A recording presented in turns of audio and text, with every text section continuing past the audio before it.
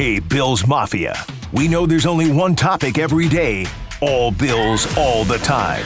And now Matt Beauvais and Sal Capaccio are going really deep, talking Bills all year long, because it's always game day in Buffalo.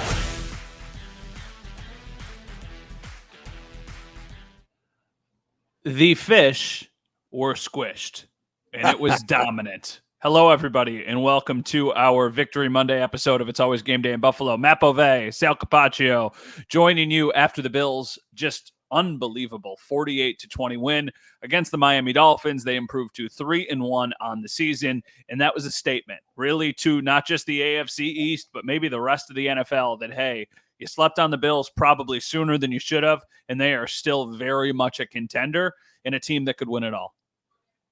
Absolutely, Matt. First of all, for anybody watching on video, my apologies. I'm in a little dark space here. I took my friends. I have a bunch of friends up from Florida. Been talking about it all week. At this game, I had a Dolphins. These are friends of mine from Florida. A Dolphins fan. Dolphins fan, Patriots fan, Bears fan, Steelers fan, and a Bills fan. Took them out for some pizza and wings here in Buffalo. We're having a great time. Everybody's hooting and hollering. Buffalo's feeling great, right? You said it. The Bills, what an excellent game, a statement game. Fans are feeling great. Great weather, Northside Orchard Park. Sean McDermott said the loudest that he's heard that stadium in his time as a coach. I agree. As someone on the sidelines, it was incredible. I think the Bills defense did a great job to disrupt the Miami passing game and the timing and the rhythm as well. That's how important it was. But what a fantastic game. 48-20, the Bills win. And now they're back on top of the AFC East after 4 weeks. Let me own it right off the top. I did not think that this game was going to go this way. I didn't necessarily think that, it was going to be like a blowout one way or another. I just thought the Dolphins were going to give the Bills a really tough game. Maybe I was too low on the Bills. Maybe I was a little bit too high on the Dolphins. As my punishment, I am going to read some of the comments that people said about me on the YouTube video that we posted for the last episode. This is from Fitz Amish Rifle. Matt Beauvais is a Debbie Downer, leaning too heavy on the Dolphins. You were right. I leaned too heavy on the Dolphins. This one is from Kevin, as my personal favorite. Matt Beauvais is poop. And then there were a few that were just saying, hey, Sal, you need a new co-host. So, okay, I apologize. Maybe I thought the Dolphins were better than they actually are. Maybe I didn't give the Bills enough credit. I think it was a little bit of both. I was very going into this game, thought it was going to be a really close game. And then in the first quarter, when both teams went back and forth, the first couple drives, Miami moved the ball with more ease than the Bills did. And I was like, man, the margin for error for the Bills defense or for the Bills offense is so small, because if they go 3 and out or if they don't get points, I don't know how they're going to stop the Dolphins. But then in the second quarter, something flipped. And I know, we'll talk about Josh Allen plenty on this episode of the podcast and Stephon Diggs. They were both exceptional. The defense was incredible today. You went from 70 points Miami scored to 20. That's remarkable, especially when you consider that it was just, 6 points in the second half? That's unbelievable. All right, Matt, let me take it even a step further, because what you said is right about the first 2 drives. How about this? I just did the numbers. First 2 drives for the Dolphins, 14 plays, 142 yards, average 10.1 yards per play, 14 Crazy. Points. The rest of the game, 250 some odd yards. I can't remember the exact number, 5 yards a play. The Bills were really great after those first 2 drives. And I think it took them 2 drives to get used to the speed, to get used to what Miami was doing. Some players talked about being in the flow of the game. No doubt about it. But I think this conversation has to start and continue on with Sean McDermott as a defensive coach. Yeah. Give this man his credit. I mean, what a great job Sean McDermott did with this defense throughout the day, preparing them and getting them ready to play. And of course, the players did the work, and they did a great job. We can talk about some of the individuals. I think Sean McDermott deserves a ton of credit for this game, leading up to it all week, and then how they played it out throughout the game. Not only the overall result, but as we pointed out, the adjustments made after those first 2 drives, especially. Yeah, and I don't want to take anything. This is not meant to be like a slight or take anything away from the Bills. The Bills' defensive line was it was the massive mismatch in this game, and that proved to get more and more and more effective as the game went on. Those first couple drives, the ball is getting out of Tua's hand so fast that there's really not even a way for them to impact it unless they can deflect the ball. then they're already without Connor Williams, who is a better player on their Right. interior offensive line. So now they've got a backup center, and then Teron Armstead gets hurt late in the first half. And then at that point, it was like a field day for the Bills, because then they were able to impact the play in so many different ways, whether it was getting their hand on balls and tipping them, or getting in passing lanes, or obviously sacking Tua. I mean, Tua had been sacked one time before the game. And then you look and see what the Bills did today. So, yeah, I mean, I think defensively, Sean McDermott has done an incredible job so far this season. And this was the first real big test. It was like, okay, you did really well against the Raiders and against the Commanders. Now let's see what you can do against a really good offense. What some people thought might be the best offense in the NFL. I was one of those people. And you hold, but it still is. There's no. It still might be the best offense. Maybe the Bills are, but I don't think there's any shame in thinking all the things you thought, Matt, about the Miami Dolphins offense. They were watching that speed up close is incredible. I just think that speaks to how great of a job the Bills did on defense too. Yeah, I think so too. And I think that it's one of those things. We'll talk more about the Tre'Davious White injury later in the podcast, but my just kind of really quick thought on that is, first off, I feel terrible for Trey. It's awful. Yes, it's a huge loss for them on and off the field. But I think this team is equipped to handle losses in the secondary like Trey or like Jordan Poyer in the short term. You don't want to lose any of these people. But because their defensive line is so dominant, and because they're about to add another elite pass rusher to that mix, it gives the opposing offenses less wiggle room or less margin for error, because you were getting to them consistently and your pressure is coming from every which way. And we saw that today. Greg Rousseau is becoming a dude in this league. We talked about him before the season, about breakout candidate Greg Rousseau. Well, guess what? He is breaking out. Daquan Jones, everybody says, oh, he's so slept on, nobody talks about him. We're talking about him because he's really, really awesome. Ed Oliver has just continued to elevate his game, and it happens every single week. And Leonard Floyd in the locker room after the game was like, nobody should talk to me because I didn't get a sack today, and I feel a little bit left out. I thought Leonard Floyd was making his presence felt basically, I don't want to say the entire game, but basically, when I talk about the defense and I'm giving them their flowers, it's everything after the first two offensive possessions for the Dolphins. Everything after that, that's when the Bills turned it up a notch and were really, really dominant. Yeah, what I love, too, is, as you just mentioned, Greg Rousseau, we're talking about players. I mean, Bills defense, it's kind of come from different players every week, right? Now, yes, you have your mainstays and you see the guys in the stat sheet, but like, the first week, Matt Milano, a couple weeks ago, amazing. And the Raiders game, amazing. Last week, it was Terrell Bernard, who was unbelievable for the Buffalo Bills. Today, the Bills, look at the secondary. Micah Hyde with the interception. Taylor Rapp had 6 tackles. And, of course, that defensive line, Greg Rousseau, 2 sacks. Ed Oliver was incredible, I thought. The defensive line came to play. They had 4 sacks, as you said. That is 3 more than Tua had against him all season through 3 games leading to this point. The defense was unbelievable today. We will talk about. Go ahead. Yeah, no, I was going to say, I don't know why I don't do this more often, but when I'm taking, when I'm watching the game, I take notes, and I have a bunch of the notes still on my laptop here. I don't know why I don't just read these on the podcast every week. But the first note that I have is Bernard is making great checks in real time and looks like he has complete control of the defense. And that's not specifically to one player or anything, but I just was kind of locked in on Bernard.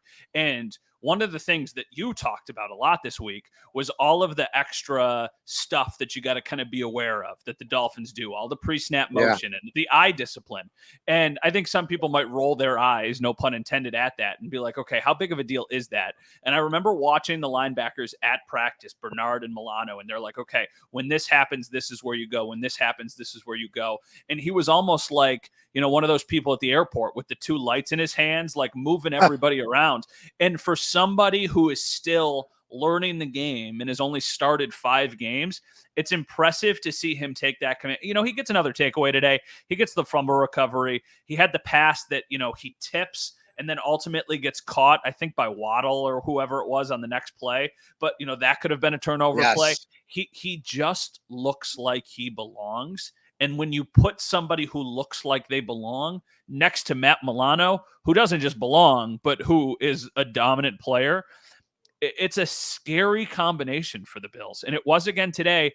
And I know that if you look at just the numbers, The Dolphins had some success on the ground today, but I think that was a little bit almost by design. I think the Bills were kind of like, Sure, oh, inviting yeah, it. like, yeah, sure. Like, you're down big at this point. Like, yeah, you don't want to give up a 50-yard run to Achane, but it's like, okay, if you're going to take time off the clock and run the ball, we will gladly let you get 6-7 yards of carry. We just don't want you to take us over the top. 48-20, Bills win over the Miami Dolphins in a big game in the AFC East. Let's go to the offensive side. Well, Matt, Josh Allen did what Josh Allen does. He just owns the Miami Dolphins. Once again, a fantastic performance from Josh Allen. He's responsible for 5 touchdowns, 4 through the air, 1 on the ground. He had a perfect passer rating. I believe I heard and read, first time ever in his career, perfect passer rating in a game. Pretty unbelievable. Yeah, pretty unbelievable. The stat that keeps just like jumping out to me is that he had more total touchdowns than incomplete passes, which is just bananas when you think about it that way. He was dominant in every aspect of the game. It was one of the best games he's played in his career. Now, I know the stage is not, the perfect game in the wild card or the 13-second game in Kansas City, but, this is a big game and this is a big test. And there's a lot of people talking this week. And he proved that he is still elite. I put it out a tweet that was jokingly like, okay, week 1, Josh Allen makes too many mistakes. He's not elite. Week 2, okay, we know he's good, but he still makes too many mistakes. Week 3, it's the Commanders.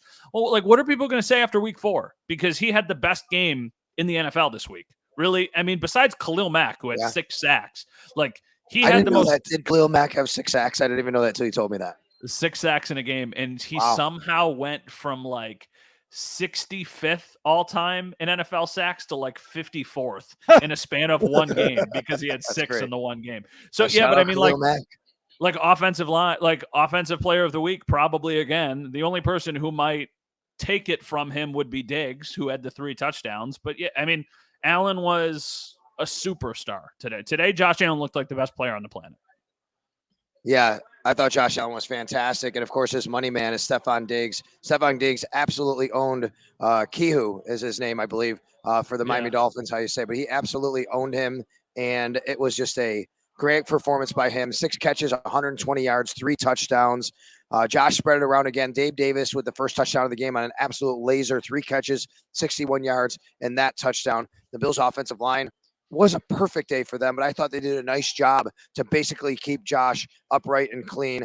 I thought they had a better week last week, but nothing to really complain about necessarily. The star of the offense for me, besides those guys, was Ken Dorsey. I'm going to go back to coaching, Matt. I think Ken Dorsey, using his own motion, using his own set of different personnel packages, I thought they kept the Miami Dolphins off balance all day, and Miami really didn't know what was coming at them. Yeah, I think so too. I think it was a very balanced attack. We were talking after the game with a couple other people who cover the team. This was like a prime Brian Daboll game where it was like everything looked like it was working. I want to give credit to Eric Turner for Cover One. I know you do the videos with him. He posted a breakdown of the 3rd Diggs touchdown, I believe, and it was just such an interesting wrinkle of on an RPO where they fake the handoff to Cook. They so many times in the past are trying to hit Diggs or whoever it is on a slant, breaking in. And what they did, which is Dorsey, is knowing that Miami probably knows that, Diggs sells the in on the RPO and then immediately cuts to the pylon, and Allen throws a perfectly timed pass, and it's an easy touchdown for just an elite combination of people. It's Josh Allen being great. It's Stephon Diggs being great. But in order for those guys to be great, they need the help of their play caller, and Dorsey did a ton for them today. I still think, the run game is a little inconsistent, but I mean, like we're nitpicking here. They scored 48 points against an NFL defense. I know Miami doesn't have a great defense, but Vic Fangio is supposed to be great, right? Like he doesn't have the answers for Josh Allen, at least not yet. No, that's right. I mean, even I have to go back and look. I posted the numbers that Allen had against Fangio defenses coming into this game. And, last summer when they signed him or during the offseason, and people were making a big deal about Fangio, and I'm not taking anything away from him, but Allen has performed well. And today was another one of those games. The running game wasn't great today. James Cook, the Dolphins did a nice job on James Cook. And I think that actually speaks, Matt, to even how well the Bills played offensively, because you couldn't even get James Cook rolling or Latavius Murray. Now, Latavius Murray averaged 8 yards a carry, but he only had 4 carries, 32 yards. James Cook, 29 yards. The Bills as a group only ran for 104 yards, and that's with Josh Allen only running for 17, 3.6 yards a carry. So, but I would tell you, I thought they ran well when they needed to in certain situations, especially short yardage.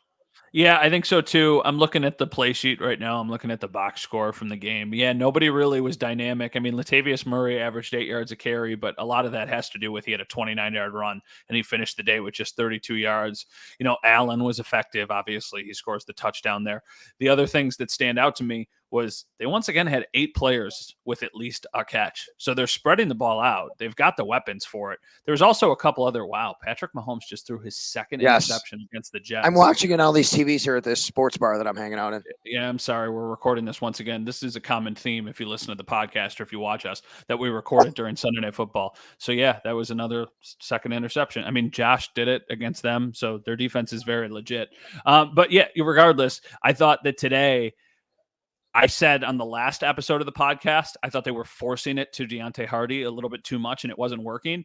Deontay Hardy made 2 very nice plays in this game. Now, he only had 2 catches, but on 2 plays, he got first downs for them when they needed to on like weird situations, like a 3rd and 5 and a 3rd and 2 or whatever it was, where he made guys miss. He gets down the sideline. And the one, he legitimately was down on the ground a yard short, but because he's so quick, he had time to get up, run for the first down, and then pick it up. And I think the Bills scored a couple plays later. So I liked Deontay Hardy's game. I liked that they used Kincaid a little bit more in this game. I mean, it's still only 4 catches, so it's not like he's being used a ton. But hey, I mean, like, only room to grow. So you gotta like that.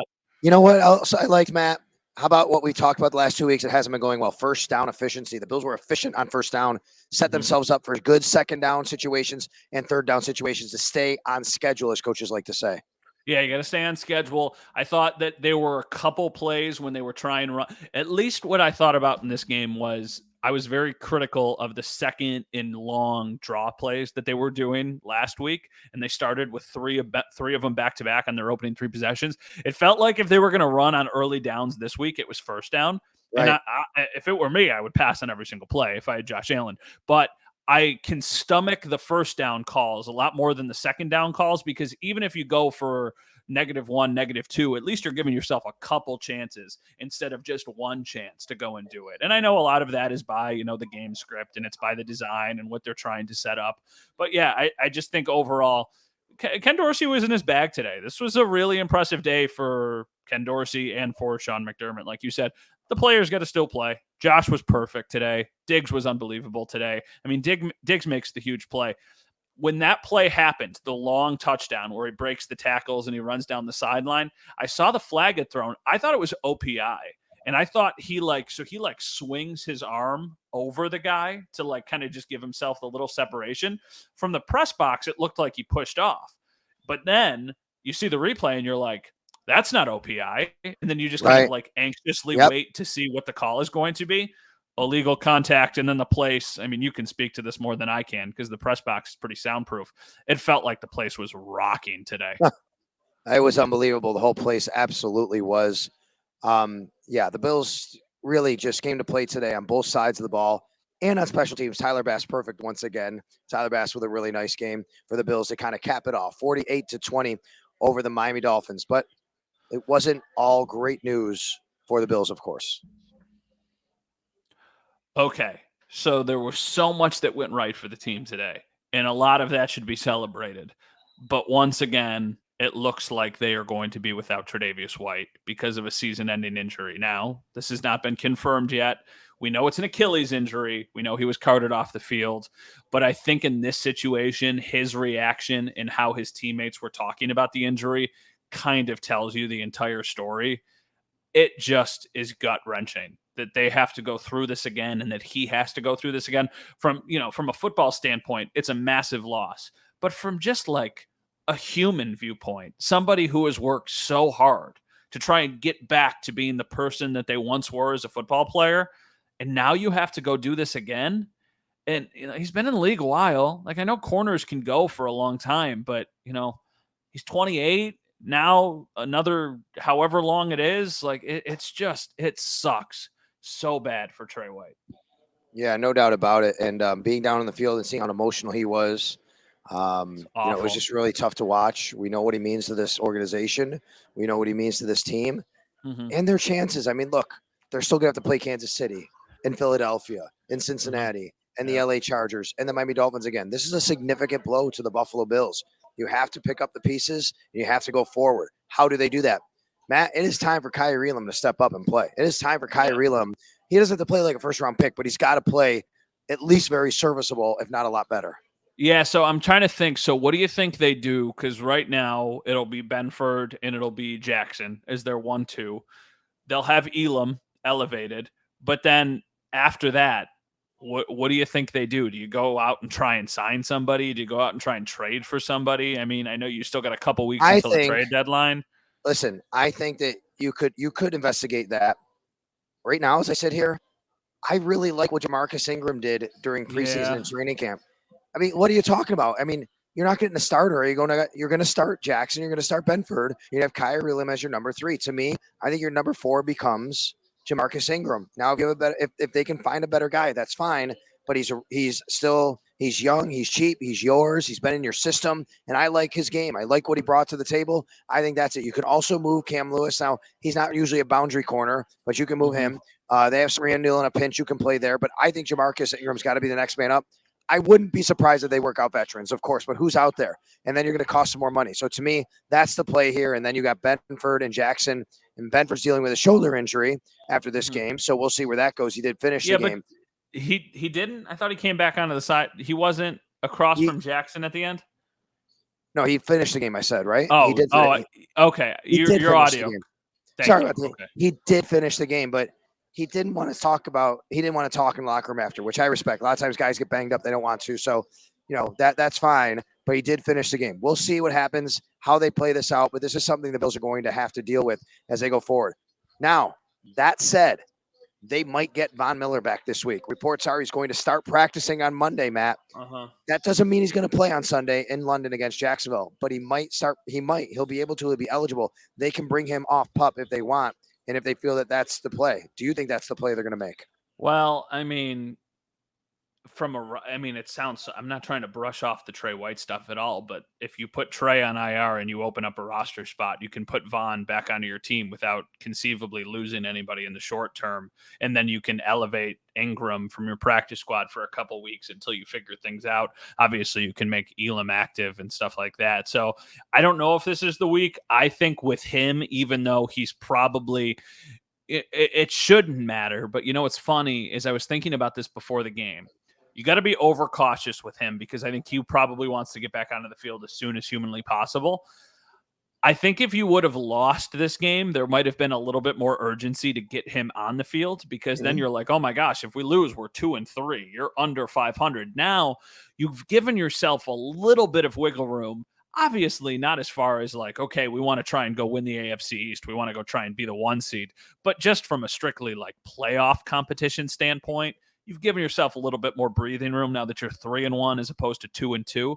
So I think if I was the one making the decision, I would give Vaughn the week to practice. I would let him stay back from London. And then next week, I would have him get ready to go for the Giants on Sunday Night Football. You know what? I think I might agree with everything except stay back from London. Bring him with you. I mean, there's no reason not to go on the road, be with the team, be a part of the team. He's been, kind of a coach out there on the field to help the guys. I don't think you're having any issue with that. But I don't disagree that maybe you give him another week. This is a foreign, no pun intended. It's a foreign. Yeah, I was going to say, quite literally, it is. That's right.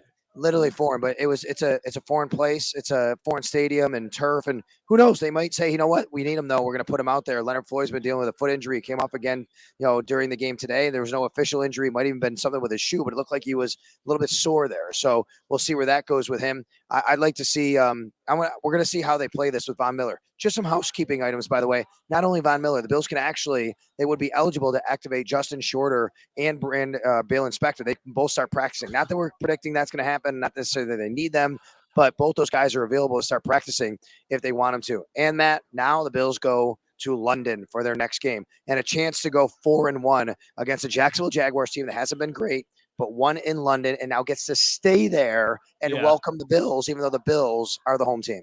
No disrespect to Justin Shorter. I have not thought about Justin Shorter or heard his name until you just mentioned him on the podcast. I don't know. I think it's an advantage for the Jags that they're already there. But at the same time, like, I don't think it's like a massive.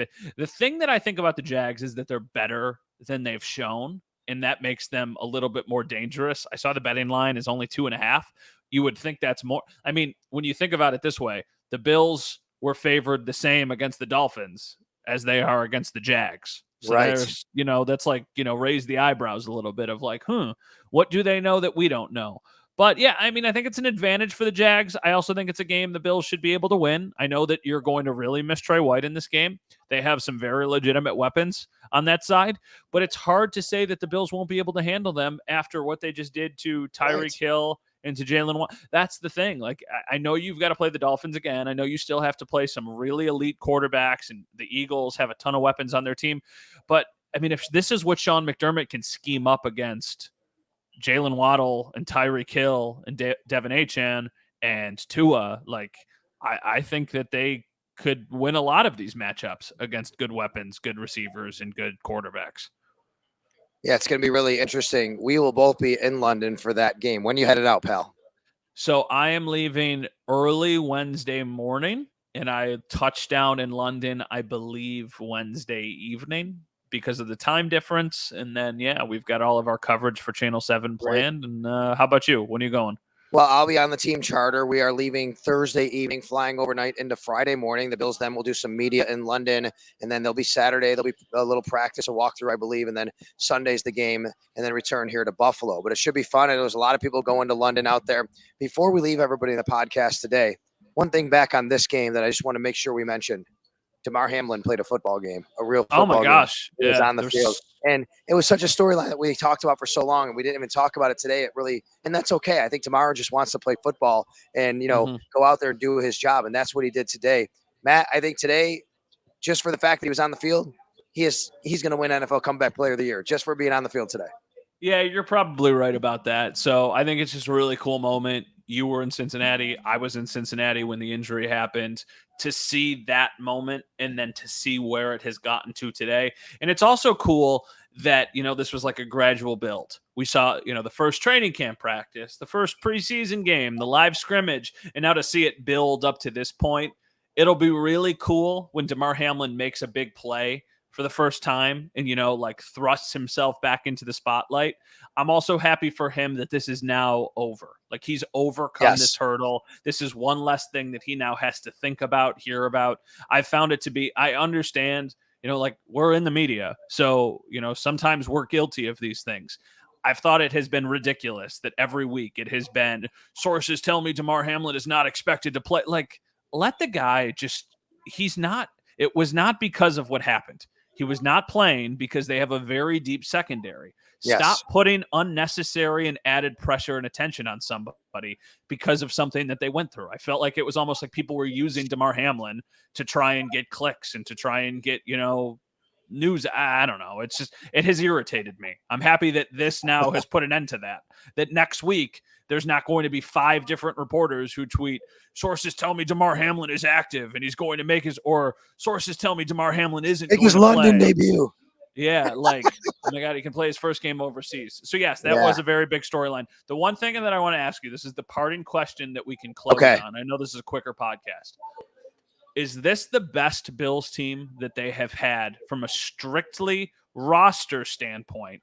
We can't be prisoners of the moment. It's only 4 games. They've been 3-1 before. They've been 4-1. They've had better records than this. It's very early and a lot can happen. But do you think this team has maybe the best roster or maybe the most potential of all of the other good teams they've had? All right. So there's I'll answer it this way, I think, because I was going to say this about the team, and I think this fits what I was going to say. I think the answer might be yes, but I would say when healthy, yes. They don't have Tre'Davious White now. That's a big blow for them, right? So because 2020, they had a heck of a roster, and I think the offense, they had more talent overall in the offense with high-end talent. Maybe here and there, the offensive line's a little better, whatever. I think you can parse it any way you want. What I want to say, though, I think this team, as good as they are offensively, you know, we may wake up tomorrow morning and they could be Super Bowl favorites. I don't know. I don't know how that's going to shake out in the odds or anything. Matt, I think it's mostly because of their defense and how good it is. Like, that's what I think about this team. Like, this defense is good enough to win a championship, and we already know the offense is clearly good enough to win a championship. Yeah, I think the defense is legit. I think the defense so good. It's close to. I thought about it today. I've covered the team for 9 years, and I stopped. I was going to say in a tweet that this is the most dominant defensive line that I've seen as a member of the media covering the Bills. I stopped because for those couple years they had Kyle Williams, Mario Williams, Jerry Hughes, and Marcel Darius, and they were awesome. The problem with those defenses were they were awesome there, and then everything else behind them wasn't very good, and they didn't have an offense that was even close to the offense they have now. But I do think that this defense is comparable to the 2019 defense that they had that was really good, and the offense is obviously capable of scoring 48 points because you have Josh Allen. And I think on any given day, they can beat any team. You know, it's a weird league, right? We're watching Sunday Night Football, and you're like, how the heck did they lose to the Jets?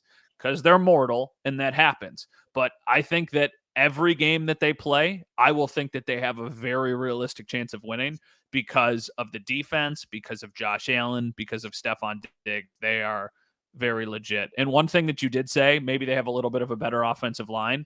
One of the other notes that I have here is O'Cyrus Torrence is awesome. Yeah. He looks so good and comfortable going into his, this is only his first month of the season. Like, shout out to him because he's looked great. Connor McGovern looks good. The tackles both look solid. Like, this might be the most legitimate offensive line Josh Allen has ever had. And if you give Josh Allen a legitimate offensive line, good luck.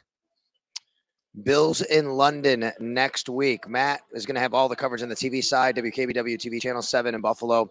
I'll be on the radio side, WGR Sports Radio 550. And, of course, we're all over Twitter, Matt_Bove, at Sal Sports. We invite you to join us. Of course, watch this show whenever you can on the Sal Sports YouTube channel and listen, download, subscribe, tell all your friends about it. It's always game day in Buffalo. All right, buddy, you have a good night. I'm going to get back to some pizza and wings here with my Florida friends, especially the Dolphins fan is crying in his beer right now.